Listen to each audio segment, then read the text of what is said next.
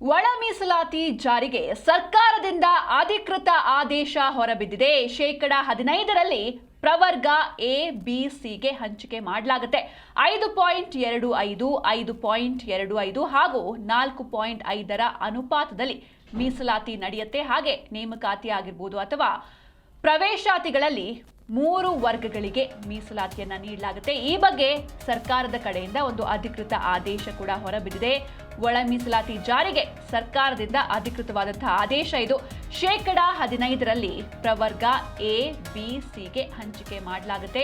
5.25 ಅಂದ್ರೆ ಬಲಗೈ ಸಮುದಾಯಕ್ಕೆ 5.25ರಷ್ಟು ಮೀಸಲಾತಿ, ಹಾಗೆ ಎಡಗೈ ಸಮುದಾಯಕ್ಕೆ 5.25ರಷ್ಟು ಮೀಸಲಾತಿ ಹಾಗೂ ಇತರೆ ಸಮುದಾಯಗಳಿಗೆ 4.5ರಷ್ಟು 4.5ರ ಅನುಪಾತದಲ್ಲಿ ಮೀಸಲಾತಿಯನ್ನ ಮಾಡಲಾಗುತ್ತೆ.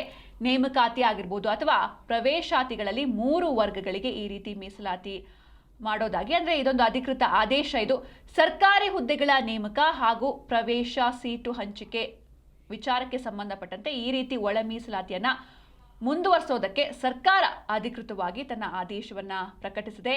ಪ್ರವರ್ಗ ಸಿಗೆ ಲಭ್ಯವಾಗುವ ಹುದ್ದೆಗಳಲ್ಲಿ ಅಥವಾ ಪ್ರವೇಶಾತಿ ಸೀಟುಗಳಲ್ಲಿ 20% ಹಾಗೆ ಹುದ್ದೆಗಳನ್ನ ಅಥವಾ ಪ್ರವೇಶಾತಿ ಸೀಟುಗಳನ್ನ ಪರಿಶಿಷ್ಟ ಜಾತಿಗಳಲ್ಲಿನ 59 ಅತ್ಯಂತ ಹಿಂದುಳಿದ ಜಾತಿಗಳಿಗೆ ಮೀಸಲು ಇಡಲಾಗುತ್ತೆ ಅಂತ ತನ್ನ ಅಧಿಕೃತ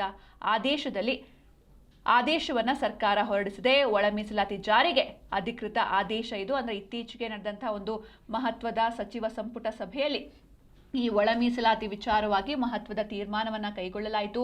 ಇದಕ್ಕೂ ಮುನ್ನ ಸಾಕಷ್ಟು ಬಾರಿ ಸಭೆಯನ್ನ ನಡೆಸಿದ್ರು ಕೂಡ ಅದು ಅಪೂರ್ಣ ಆಗ್ತಾ ಇತ್ತು, ಯಾಕಂದ್ರೆ ಸಚಿವರು ಒಮ್ಮತಕ್ಕೆ ಬರ್ತಾ ಇರಲಿಲ್ಲ. ಆದ್ರೆ ಈ ಬಾರಿ ಎಲ್ಲವನ್ನೂ ಕೂಡ ಸಾಲ್ವ್ ಮಾಡಿಕೊಂಡು, ಅಂದ್ರೆ ಏನೇ ಭಿನ್ನಾಭಿಪ್ರಾಯಗಳಿದ್ರೂ ಕೂಡ ಎಲ್ಲವನ್ನೂ ಸಾಲ್ವ್ ಮಾಡಿಕೊಂಡು ಒಂದು ಕನ್ಕ್ಲೂಷನ್ಗೆ ಬಂದಿದ್ರು. ಏನು ಈ 5.25, 5.25 ಹಾಗೂ 4.5ರ ಅನುಪಾತದಲ್ಲಿ ಮೀಸಲಾತಿ, ಇದಕ್ಕೆ ಸರ್ಕಾರದಿಂದ ಅಧಿಕೃತ ಆದೇಶ ಹೊರಬಿದ್ದಿದೆ.